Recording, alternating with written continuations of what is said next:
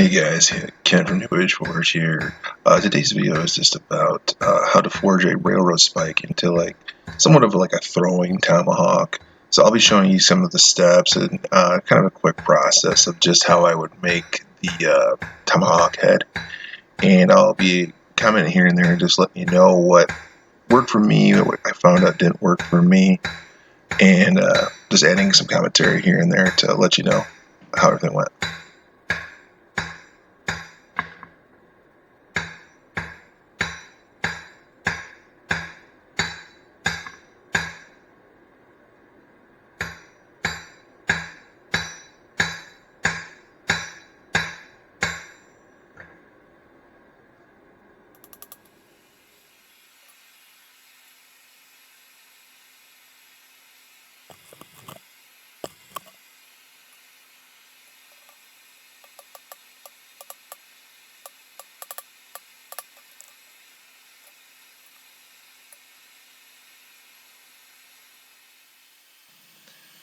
One of the interesting features that I found about this build was how difficult it could be to create an eyelet hole for the handle to go in to the tomahawk. So what I had used was a normal coal punch chisel, not too large, just a kind of a medium-sized chisel to create a hole.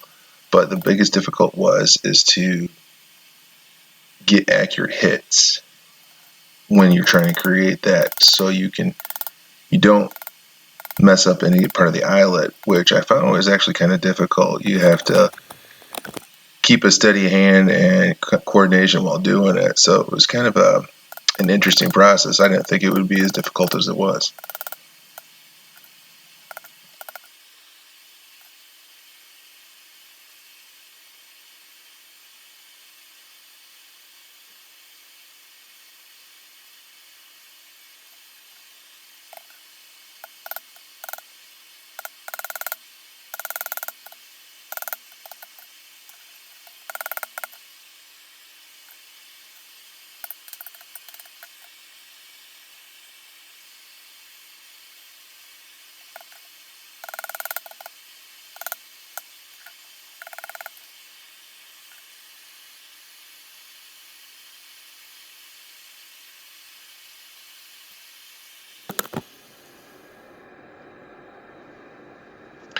After creating like an eyelet where that I could actually use and see through the spike itself, I took my drift that I usually use for punches and stuff like that, turned it upside down, put it in my vise. I found this, for me, worked a little bit better to create a more circular and equal eyelet.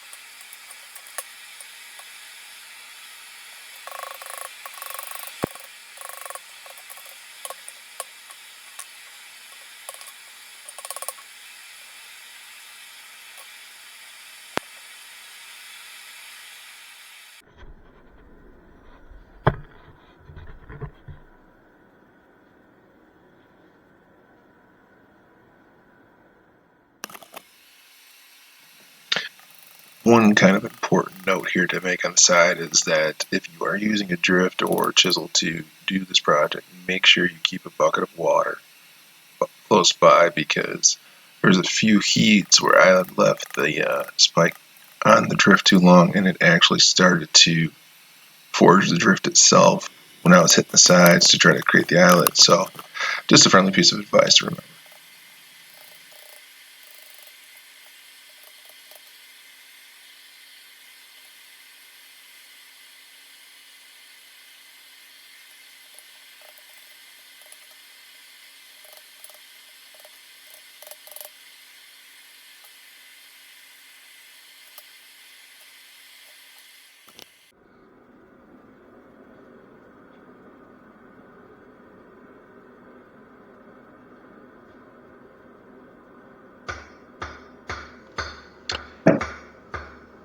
Another thing to remember here is when I'm trying to forge the head of the spike into the front of the Tomahawk, the way those spikes are built, you can get cold shots really easy because you're pushing the metal in. If you don't have your heat high enough, you can create cold pockets.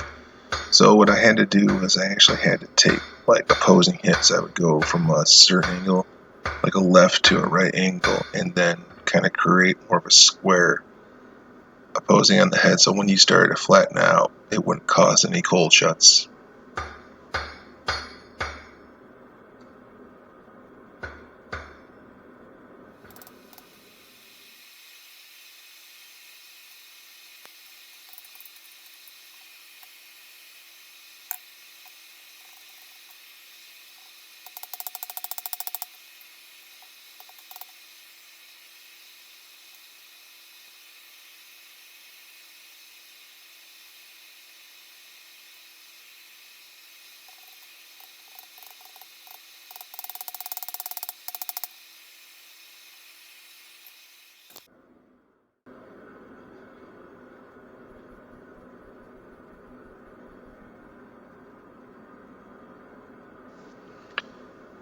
One last thing to say about this was your final touch-ups and trying to smooth your edges out and get everything aligned. One thing that I found was do not hit too close to that eyelet, especially if you don't have enough steel to work with. You can really damage your eyelet. So I had to go back and kind of reforge it on the drift, and I didn't leave myself enough metal for the eyelet in the end.